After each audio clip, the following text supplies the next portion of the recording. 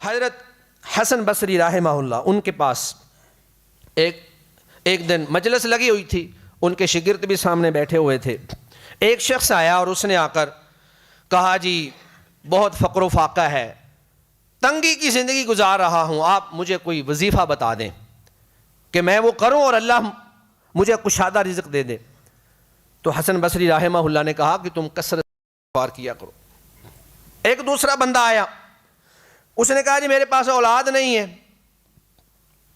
آپ مجھے کوئی وظیفہ بتا دیں، کوئی عمل بتا دیں کہ میں وہ کروں اور اللہ تعالیٰ مجھے اولاد عطا کر دے. تو حسن بصری رحمہ اللہ نے کہا کہ تم بھی استغفار کیا کرو، کثرت سے استغفار کرو.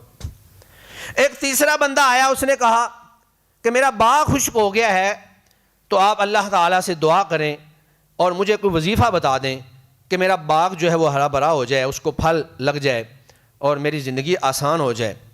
تو آپ نے کہا کہ تم استغفار کرو. 3 آدمی، 3 مختلف سوالات، 3 مختلف مسائل.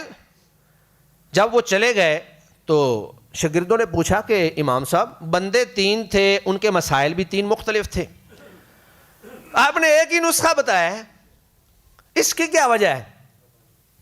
تو حسن بصری رحمہ اللہ نے قرآن مجید کی یہی آیات پڑھ دی.